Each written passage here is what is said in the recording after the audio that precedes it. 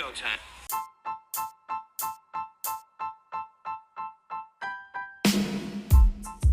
The boys are back. That's right, Florida Man Sports is here with another exciting episode. So just sit back, relax, and enjoy the ride. This is Florida Man Sports. Ladies and gents, Florida Man Sports is back. Woo. Welcome to your Week 2 NFL recap, Florida Man Sports Way. John, let's jump right into it, starting with our Florida teams. Okay. The Miami Dolphins, they lose a heartbreaker for more reasons than one to the Bills. How did this game go? Well, even before, everybody knows what happened to Tua. We're hoping the best for the kid. We'll see what happens with him. But even before he got knocked out of the game, he looked terrible. Miami looked terrible. 3 picks. It was a mess. Bills were in complete control of this particular game. The Bills looked like we expected Miami to look, and Miami looks like how we expected the Buffalo Bills to look. It's a bit of a mess. It is interesting here. But what Buffalo have in the offseason they did, it looks like they're, making lemonade out of that terrible offseason. So well done for them. The Bills are on fire right now. Miami was already on the decline, and the news with Tua is just a disaster. So, in general, everybody's talking about, Chris, what's going to go on with Tua. What do you think should happen with Tua? Everybody got their hands in that kid's pockets. What's your take on that? Yeah, with a score of 31-10, you would have thought that Josh Allen was a little bit more involved, but 139 yards and a touchdown is really all it took for that 31-10 score. So game one, to your point, Johnny, Allen just goes off, and he's the hero. He barely does anything, and they win 31-10. To answer your question on Tua, here's what I find so funny, Johnny, and I don't know, everybody's got their own personal take on this, but when this happened, what's the first thing that happened in social media? He needs to retire. He needs to retire. So for me, I'm like, if that's how you feel, if that's how you felt, then why even let him go play? If it was one concussion more that was the reason why you're saying he should retire, I think that's a problem. So I don't have an answer, to be honest with you. I don't have an answer. But again, a lot of people who are saying, oh, he needs to retire now, why are you taking this tone and letting him go out on the field basically playing Russian roulette with his life? That's the way that I see it, if you're thinking that he needs to retire right now. For me, it's simple. There's horrific stories, the Junior Seau stories, different things of that nature too, have taken a dramatic turn. What are we thinking here, Chris? Really, 10% of football players have a horrible outcome for playing this sport. If you come to me or you or roughly just about any man at 21 years of age and you say, hey, we're going to give you generational wealth and give you that generational wealth, there's a possibility when you're 50, you're going to be senile or a mush. There's a 10% possibility of that. I think just about every man wants to take care of their family. And for generational wealth, money's not everything. But everybody's quick to go ahead and tell this kid he needs to retire already.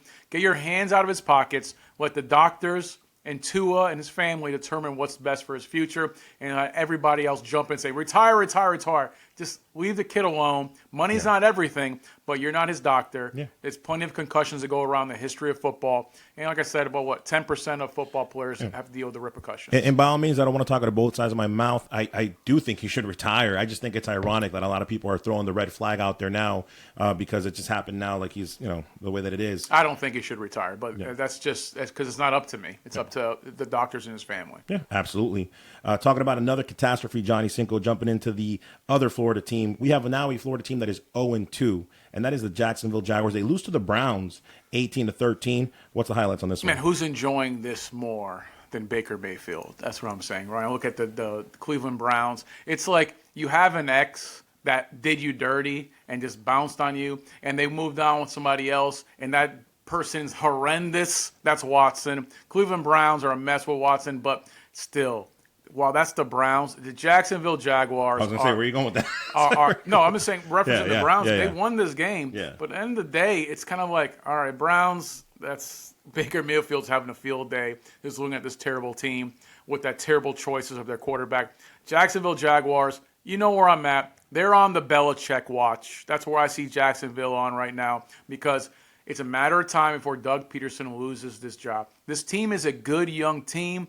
It's just not run correctly. It's a mess. They missed their opportunity, and they showed it. Another choke job by Jacksonville, a game they could have won, and they did not because they're coached by a terrible coach. Well, let's go back to what we both said, because we both had different takes on this as far as the Browns and the Jaguars. You said a couple of episodes ago that all Watson has to do is be average for the Browns to be good. Yeah. You were correct on that, so kudos to that. And then one thing that I said with Trevor Lawrence and the new offense was they needed a couple of weeks to get it together.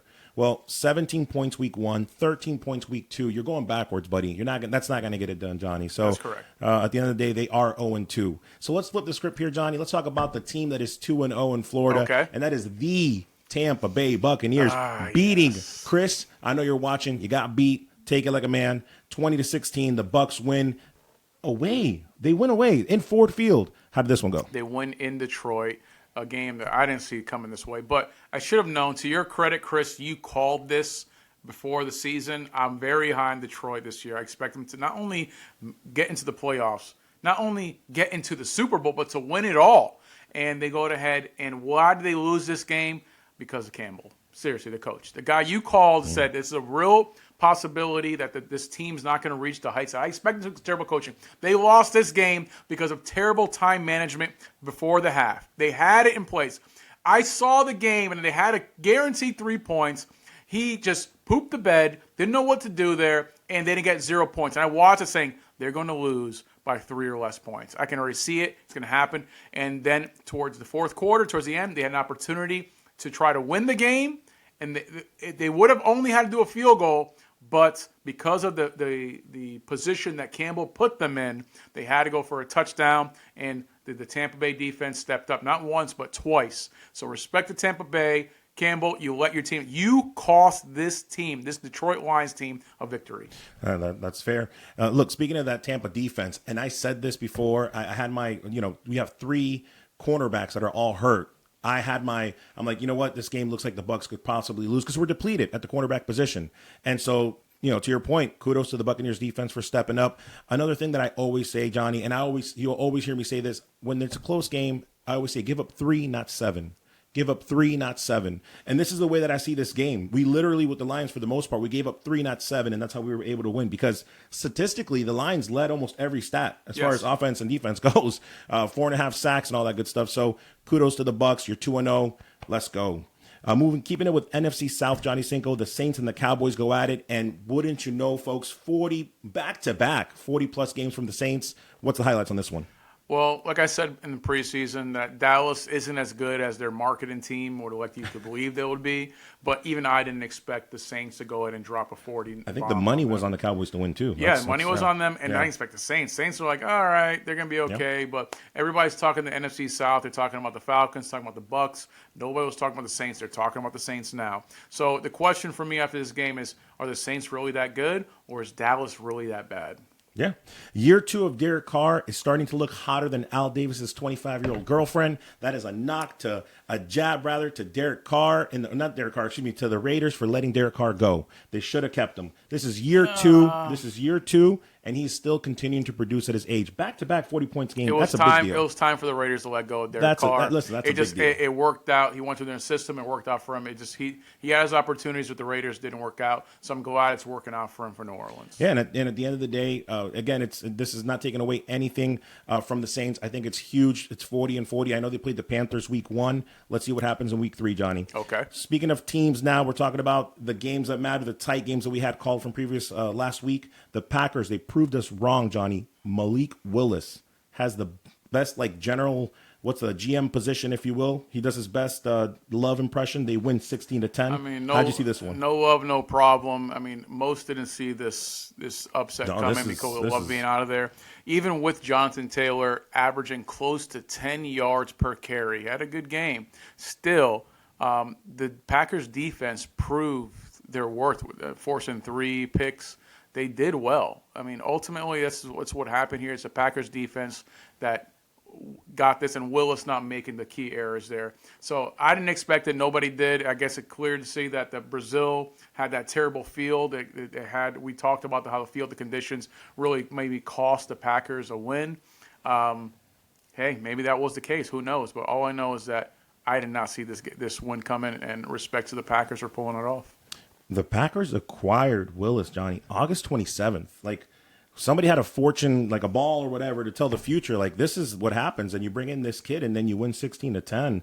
Backups are important. A question I want to throw at you for this one, Johnny, is Richardson having a sophomore slump? Is it still too early with two games? Two games okay, in, bro. that's fair. I'm expecting a good season from Richardson, but it's 2 games in. First game wasn't terrible. Second game, it wasn't that great. All right, I guess we'll look at it for another week. Yeah. Speaking of Willis, right, he got traded at the end here. The Titans, they traded him. Now they lose to the Jets, Johnny Cinco, 17-24. How do you see this one? Now, did the Jets win this game, or did the Titans lose it? Jets won this game. That's the thing. So it was a bit of a mess. Another game where Mayo Levis cost. The Titans could be 2-0. And so you have to start questioning and asking yourself, is Mayo Levis the next Jameis Winston? And what I mean by that is a quarterback who is okay, but has a really good team, but his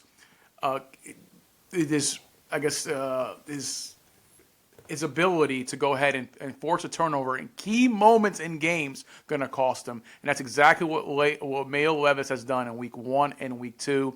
So maybe it's early, maybe it's not, but do you see him as the next Jameis, or is he going to redeem himself? I think I'm going to take the tone you took in the last segment there. It's still too early, man. It's too early. It's 2 games.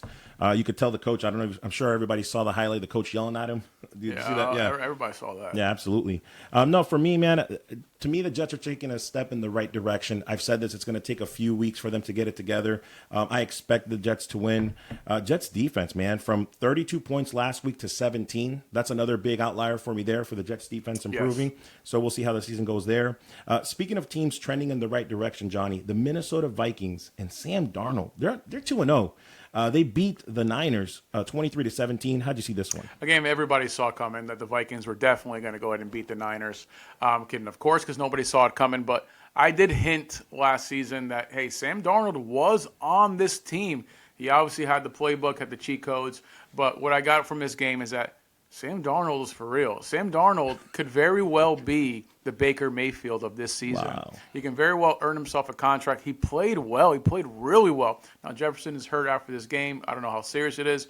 But we saw after week 1 San Francisco just being a dominant force. And for Minnesota to come in and do what they did and win in the fashion that they've won proves a couple of things, that the Minnesota defense is for real, and that Sam Darnold maybe was the quarterback the Jets thought he was when they drafted him. You know, it's funny to me that that you said that about Mayfield 2.0, because I literally have the exact same opposite notes that I'm like, hey, guys, slow down. I literally have that, right? That's way too early to say that he's going to be Mayfield 2.0. I'm not going to go that far. And then just real quick for the 49ers, it's okay. Like, if you know, they lost a couple games last year too. That's not an outlier for me. Just another reason why that they miss Christian McCaffrey, in my opinion. They're going to be fine. Speaking of teams, Johnny, who are undefeated teams, the Seahawks, they win in overtime. Mm-hmm. They beat the Patriots at home. What the highlights on this one? I mean, Patriots are a better team than I thought they were. Kudos to you. You said they're going to win more than the 3 games predicted by every expert. While this went into overtime, Geno Smith had a good game. He stayed true, didn't turn the ball over, and had a really good game. And that's the reason they won this particular game against a tough New England defense in New England. So respect to Seattle, respect to Geno Smith. Seattle, look out for them. They don't have a difficult schedule. They really don't. They're 2-0. Look out for them this upcoming season. Patriots marked the 10-year anniversary of their victory over Seattle in the 2015 Super Bowl. John, did you know that that's what they did by welcoming the former player? You watched it in my house. Did you know? Rooting against the Patriots. No. But did you watching know that Malcolm Butler go ahead and take it? Did you know? Did you know that this game, though, they celebrated? That's what I'm saying. They celebrated the 10-year anniversary of that. I watched the game. Yes. And then they lose in overtime. That's all I got for you. That's okay. Lose the overtime game in the regular season. Win in the Super Bowl. It's all good. I'll take that any day. That's all right. Patriots are now a 500 team, which, again, people didn't even expect that. Speaking of 500 teams, Johnny, the Commanders, they win at home. Jaden Daniels gets his first win as a rookie. Of course, 7 field goals to get there. How did this one go? They're both teams that even their own fans know they're going to be terrible. Those 2 terrible teams going at it. Jaden Daniels is the rookie. He's taking his lumps. He's doing his thing. Daniel Jones is still horrendous. So I watched the game, and it was like, please hurry up and be over with already. And that's the take. And hey, Neighbors finally looked good. He looked at the receiver that they drafted, that he was going to do well. Good for him. But The Giants are still terrible. I'm still going to pick the Giants to lose every single week until they prove me wrong, until they gain some type of momentum. This was a game they could have won, and they did not. Against a rookie, against a average defense, they still couldn't do it. No, it was a game I wish I didn't watch. You know, I got to agree with you, too. And it's like the Giants are jinxed somehow because, again, a winnable game, and then at the kickoff, the kicker gets injured. So now you're forced to go for it on fourth down multiple times, and you lose the way that you lose, 21-18. So it's this time it wasn't Daniel Jones' fault. So I guess maybe the silver lining, he had a better game. He's a quarterback and coach for another week there. I don't know. It's always Daniel Jones' fault. At the end of the day, you're the leader of that team. Figure it out. Speaking of a quarterback that didn't do well this year, he actually ended up getting cut now, Johnny. Well, cut, you know what I mean. He got benched. The Panthers lose to the Chargers 26-3. How do you see this one? The Chargers are going to go off the recipe that worked for Harbaugh in college, running the ball and defense, and that's what they're doing here. So they're going to continue to do it. They did well against the Carolina, but you take it with a grain of salt because everyone is going to do well against Carolina because this team is terrible. Now, like you mentioned here that they already announced after the game, that today, that Bryce Young is going to go ahead and take a back seat, which is something. It's a new coach, new system. I don't have any faith in this coach, so he knows. Hey, I didn't draft this kid, so I'm going to go ahead and take my chances with Andy Dalton, the Red Rooster, Red Rocket, whatever his name is there. Right. But I still can't believe he's still there. He's like 4 I'm years surprised. old. I didn't realize he was still Andy Dalton's still around. But when you have a game that you lose that horribly, when you have 7 first downs the entire game, yeah, bro, you get benched. Last week we talked about broken quarterbacks, and obviously he's on the list there. Just to go back, though, John, you got wide receiver DJ Moore, 2023 first round, 9th overall, 24 first round, 23 and 25 second round, and you got 18 games out of it. That's really the story here at the end of the day with the 26-3 loss. And let me just ask you real quick before we transition here, man. Let's go. Bryce Young, man. Does he sit down and let Dalton, because Dalton's not the future for Carolina. Does he maybe watch him 3-4 games and then the coach brings him back in? Let's think about the future. Do you think he plays again this year or no? This franchise is so dysfunctional. I wish I can give you a clear answer. He should, but I don't know what they're going to do. At the end of the day, I don't know if ownership and this coaching staff has completely given up on Bryce Young. It's so important for a quarterback, not only to when you're coming into the league, to be under the right coaching staff system. When you're coming in and the first year your coach is fired, a whole new coaching staff, that is almost always a recipe for disaster. And while I still think this kid can be a good quarterback, I do not see him being a good quarterback with this particular franchise. So if he's going to come back this year, I don't know, because his coach is terrible, his ownership's terrible. So how is being on the bench watching Andy Dalton going to improve you? I don't know. We'll see. I think they're going to take their lumps and hope for the number 1 pick again this year. They can actually pick up. And actually use it, yeah. The Panthers shocked the world with the benching there. Meanwhile, the Raiders, they shocked the Ravens, Johnny. They win 26-23. Highlights on this one. Chris's Super Bowl pick is now 0-2. That took like half a second to bring it. That took half a second to bring it. Raiders did exactly what I've been saying you should do against the Ravens. You force Lamar Jackson to be a passer. And when you force Lamar Jackson to pass the ball because he's not a good quarterback, this is the result you get more often than not. There are anomalies in place here, but more often than not, when you force this guy to pass, that's the reason they lost in the AFC Championship, because they forced him to pass the ball, and he cannot do it. He throws with horrendous accuracy. He can run when he wants to, but there's always something we have to be careful with. But that's the reason why they won. Minshew outplayed the reigning MVP. If you say he outplayed him because he had 276 yards, a touchdown, and an interception, okay. Look, better numbers. The reality is, you're talking about anomalies. This guy's 15-23. He got a win against the Ravens. Congratulations. Okay. And give credit to the Raiders. It's Bowers and Adams, 9 receptions each. So you got the short game and the long game that's working for them, at least for 1 week. So kudos to them. And if you're a Baltimore guy, I'm not going to back down. I'm okay with we'll get into it with the predictions. 0-2 is okay with me right now. Okay. Speaking of different players, because now we're kind of talking a little bit of fantasy here. You got the Cardinals and the Rams. The Cardinals, they win 41-10, and the reason why I say fantasy is because Marvin Harrison shows out. How did this one go? Yeah, Marvin Harrison finally showed up, and they saw what they expected between Murray and Harrison Jr. So it's a big surprise and something to where like everybody's happy about if you're an Arizona fan. Ultimately, for me, I feel bad for the Los Angeles Rams because they lost Cooper Kupp, and now their two main targets, Cooper Kupp and Puka, are gone. Yeah. It's going to be a long season if you're an LA Rams fan, but I don't care about LA Rams fans, so I'm happy to see that. Arizona's now on the trajectory that we both predicted they're going to be on, so well done, Arizona. Let's see. I look forward to seeing what's going to happen the rest of the season with you. The Rams lose by 6 week 1 in overtime to the Lions, and then they get blown out by the Cardinals. So that's kind of a head scratcher if you really think about it, because either I'm right and the Lions are going to have a bad year this year, right? Because I mean, how did this go in overtime and then they lose 10-41 to the Cardinals? Well, so dude, I'm just saying. I get what you're saying, but when you lose Cooper Kupp and Puka, so they lose Cooper Kupp like in the second quarter. So you lose that dude, that game's over. Of course they're going to get blown out. They have no chance. Who are you throwing the ball to? Robinson, you throwing the ball to? Who are you throwing the ball to? They don't have anybody there outside of Cooper Kupp and Puka. Two solid receivers. Amazing receivers. Cooper Kupp won the Triple Crown a couple of years ago. Puka had the most receiving yards ever in the history of the league for a rookie. So, yeah, you lose those two pieces. It's tough to win. And now the Rams are 0-2. Let's switch gears here, Johnny. Let's talk about a team that's 2-0. I know nobody expected this. Maybe me, but nobody else. You know how that goes. Steelers, they win 13-6 against the Broncos. How did you see this one? I mean, it was a boring game. We all saw it there. The Pittsburgh relied again, of course, on their defense.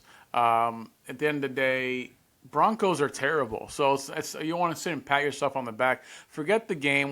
Most people expected Pittsburgh to win this game, even with Justin Fields under the helm.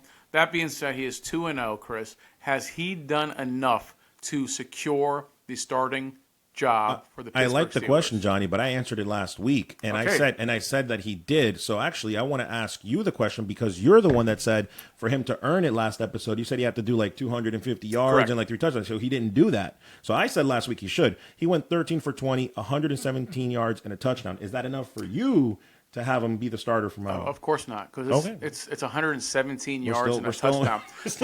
We're on the same page. I understand. Like, it's just, how low are we setting the bar here? So it's like, he didn't throw a pick. He didn't throw any touchdowns last week. Threw 93 yards or something ridiculous. This week, barely over 100 a touchdown. The Pittsburgh Steelers have had a problem. They had a problem last year. They had a problem with Littlehand Pickett. You need to generate offense. You need something. You can't just rely on your defense to score your points and do everything. You can't rely on Boswell, your kicker, and your defense, and you're going to win playoff games and championships. Steeler fans are expecting championships, not just wins. So if Russell Wilson is ready for week 3, you play him?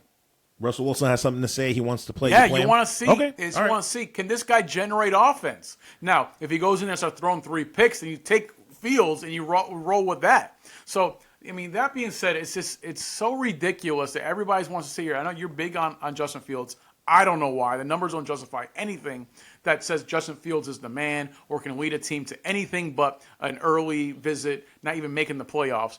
But he won 2 games. In those 2 games, he's thrown for about 200 yards and 1 touchdown.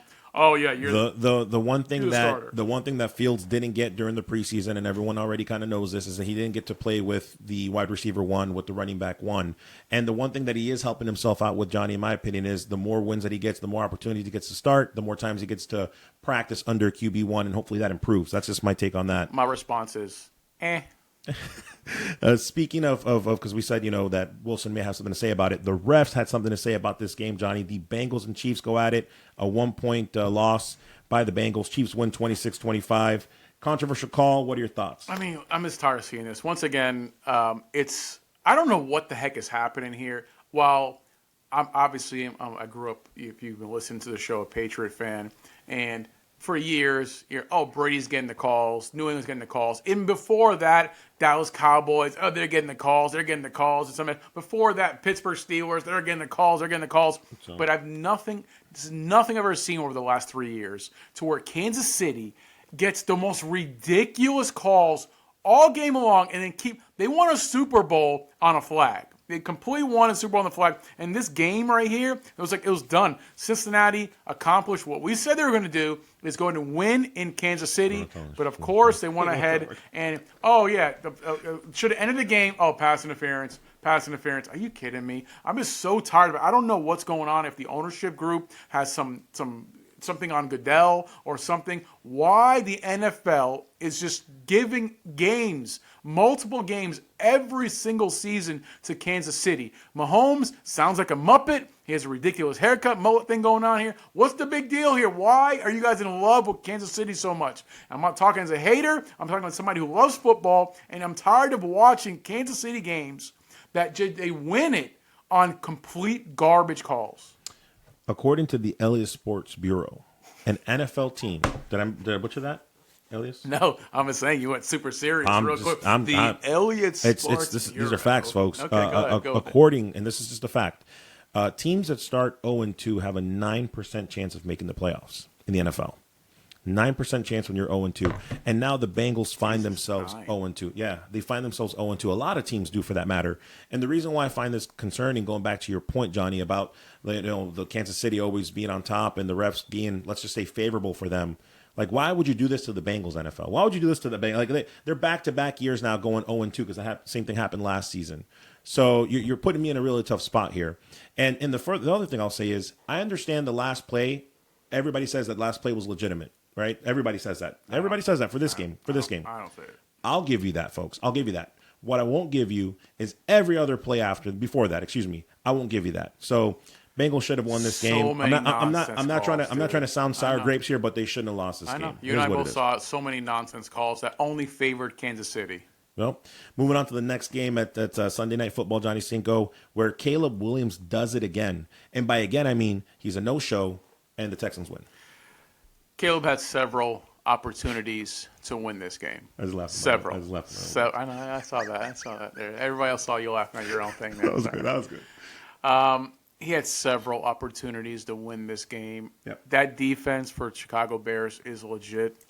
They're so exhausted. Everything's happening there. It's his rookie year, so you're going to have everybody saying he should win the Super Bowl. He should be a Pro Bowler's rookie year or something else. Yes. I saw many things I didn't like Caleb Williams did. I saw a couple flashes here and there. It reminds me a lot of Justin Fields that we talk about. You see a flash, but there has to be more substance. And I have yet to see that real substance from Caleb Williams. And a source had mentioned, now this is something to where they had talked about through Bill Belichick hasn't confirmed this, but Bill Belichick supposedly has said that Caleb Williams will be a complete bust. And the reason he says he's going to be a complete bust because after he was drafted, he went for a month and a half to Italy. So he's drafted and goes straight to Italy. So Bill Belichick's ready, you're going to be a bust because you didn't put the work in. You went and chilled on vacation with your family. So that's for me. There's some weight on for me. If Bill Belichick says something, it's the gospel. Caleb Williams is going to be a bust. Well then, folks, listen, at the end of the day, for the Texans, it's better to be lucky than good. And by being lucky than good, I mean better to play against Caleb Williams. That's really what it is. I agree with you, Johnny. At the end of the day, Bears defense, man, like you're wasting an opportunity. Like, you didn't see that coming. I'm telling you're wasting opportunity with that defense because it's not just this game; it's last week as well. That defense is for real. So they've invested too much. They're gonna have to ride it out with Caleb more so than the Patriots. We talked about how the Patriots invested so much in Drake May, but no, Caleb Williams. They're all in on Caleb Williams. They're gonna ride it out at least 2 or 3 seasons. And as we wrap up Monday Night Football, folks, Florida Man Sports here, streaming on all platforms. Monday Night Football was a thriller. Johnny Cinco, the Falcons, they pull it off at the end. They win by 1 point, 22-21 against the Eagles. Eagles are at home. How this game go? Big ups. No, I don't get big ups. No, I don't get that. What did I say? Them Falcons, boys. The Falcons are going to go ahead and make it to the NFC Championship this year. Oh my! That is a good team. That game proved why they got Kirk Cousins, who went down 6 for 7, 70 yards in a minute. Just went and drug. Oh, what do you need? What do you need? They got in the huddle. They're like, hey, what do you? Hey, man, Kirk, we need a touchdown in about a minute. Can you do it? He said, what? What? No timeouts? That's all you need? No timeouts? I got this. And went ahead and did what he needed to do. Respect to the Kirk Cousins, the whole squad, to go into Philly and show them who is the true Dirty Birds. Falcons are for real. Eagles are pretenders. Isn't this Kirk Cousins' first win in prime time and overtime? And not overtime, in the fourth quarter comeback? It's not his first, but he's obviously prime time. I thought he was 0-9. His reputation is he's not so much a prime time, but that was with Minnesota. Now he's with the Dirty Birds. He's in Dirty South. Dirty South is all right. We like it's a nightlife down south, man. Look, folks, I get the Falcons won. I get all that, but if you watch the game, the Eagles lost this game. The Eagles lost it. You can blame Barkley. You can blame Barkley for missing the catch. That would have been a first down. I blame the coaching in this one because at the end of the day, you should have gone for it on fourth down. You should have, instead of getting the 3 points, knowing that they could come back with a minute left. You can't leave Kirk Cousins with a minute left, folks. You put the game in your hands. You go for it on fourth down. You went for it on fourth down before. Why not do it again? I blame the Eagles, Johnny Cinco, why they lost this game by 1 point. I get it because hindsight is always 20/20, but the right move was what they did and go for the field goal and go ahead and then lose by 1. That's the right thing to do. They lose by 1. At the end of the day, the Falcons needed to go the field and score a touchdown, not a field goal, a touchdown to win it, and they did it. The Kirk Cousins leadership. And went ahead. The Falcons, the offensive style, everything they did, they went ahead and took that game from the Eagles. Eagles had the game and they took it. Eagles didn't choke on this. No, I'm sorry, you're making that. No, the Falcons. Barkley dropped the ball. He did drop that ball, and then an interception. You have 2 timeouts. Hurts with the interception at the end of the game. Yeah, but they were forcing it down the field. They had like 30 seconds left to go down there. They were driving with a minute, no timeouts, man. Come on, man. Kirk Cousins can pass the ball, and Hurts can only run it. Okay. And everybody who saw the game hates that tush push, so they're happy the Philadelphia Eagles lost because the Eagles be garbage. But still, we appreciate you guys listening and watching us here. Please make sure if you like everything we had to say, of course you like what I had to say. Not so much about Chris. Maybe you liked it. Maybe you didn't. But still, we're awesome. Please enjoy the next video if you like it. Enjoy, click. If you're listening to us on podcasts, Apple Podcasts, or anything else, please continue to listen to the next episode of Predictions, baby. All right. Johnny, Chris, we out.